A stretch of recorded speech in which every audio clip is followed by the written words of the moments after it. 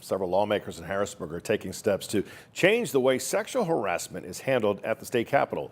The lawmakers, female state House Republicans, unveiled new legislation today that they say would better protect victims and Pennsylvania taxpayers.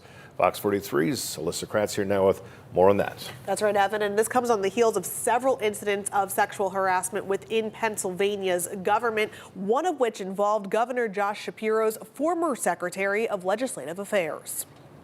5 female House Republicans have unveiled several new legislative bills in response to recent cases of sexual harassment. This is kind of the first part of what we hope to do, some sweeping changes in the way that sexual harassment is handled here at the Capitol. The move comes alongside a new report from the non-partisan National Women's Defense League, which sheds light on an issue being seen within state governments nationwide. Our research identified at least 130 state House lawmakers who were accused of sexual harassment by 359 individuals in the past decade. The report found 5 Pennsylvania lawmakers who have been publicly accused of sexual harassment since 2013, the most recent being Representative Mike Zabel, who resigned in March. More recently, one of Governor Shapiro's top aides, Mike Verub, resigned after he was accused of sexually harassing a woman who worked in the administration. The state paid out a $295,000 settlement in that case. We need to hold these people accountable,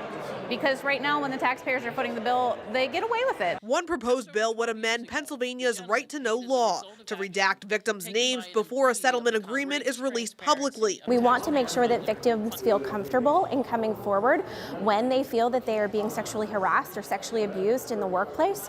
And we want to make sure that their identity is protected. Another would make amendments to allow the public to see more information about settlements paid to an individual or employee of a state agency. I've heard from colleagues across the aisle that they are interested in getting behind some of these measures, so hopefully we can move that ball forward. In response to the newly unveiled bills, a spokesperson for the governor issued this statement, quote, "Governor Shapiro has always been a strong advocate for accountability and for survivors having the space to speak their truth. The governor supports efforts to ensure every branch of government participates in an independent process and transparency measures like the administration follows itself. We will continue following a thorough, independent process, and we are encouraged that legislators, given the long history in the General Assembly, are taking action to finally include themselves in that accountability."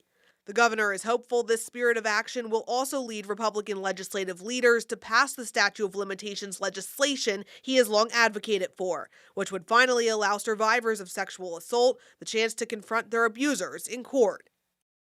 And we did also reach out to House Democrats for this story, but have not yet received comment from them. Meanwhile, Senate Republicans also have plans to introduce their own pair of bills to address the way sexual harassment incidents are handled within state government. Alyssa Kratz, Fox 43 News.